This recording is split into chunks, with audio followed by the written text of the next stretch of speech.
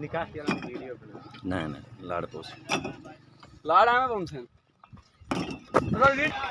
ओ यार रोक जाओ आओ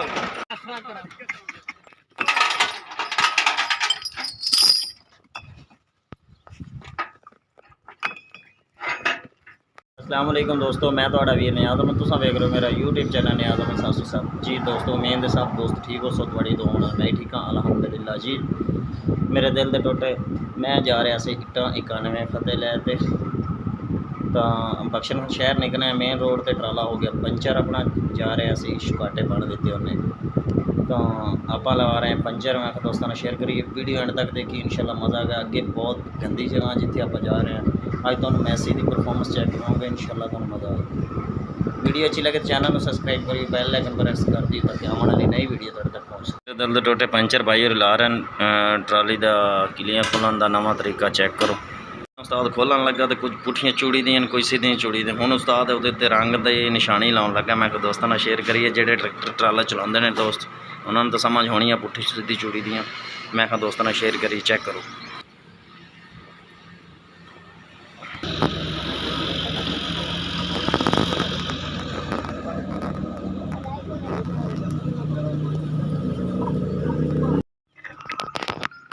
नाल नाल रख दे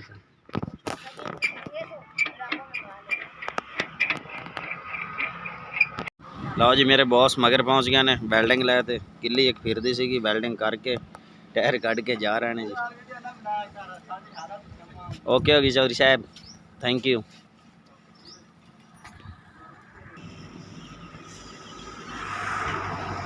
जी। टायर गया खोल, ये लग गया बजर बजर, तो मैं चेक करवाना कि जगह तो लगा फिर।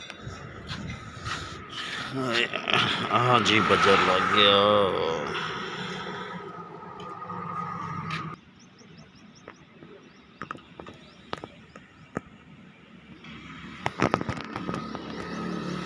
ये शुक्र है अगले दिन अगला टाइम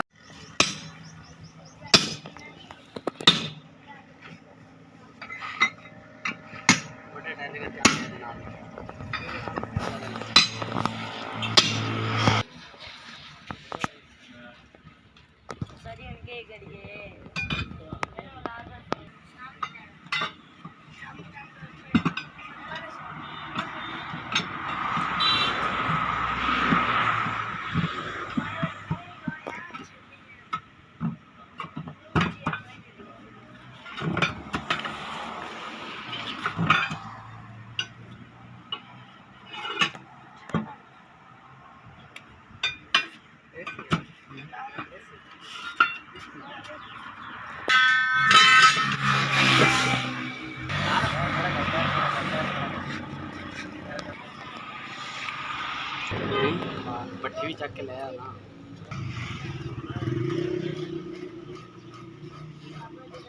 तेरे बेली मेरे बेली। लो जी पंचर लग गया बस।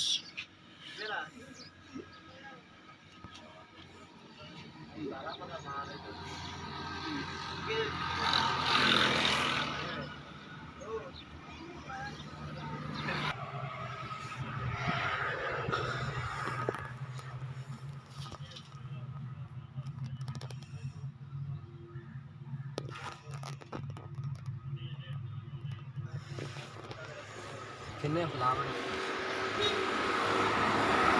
ले अल्फी तुम को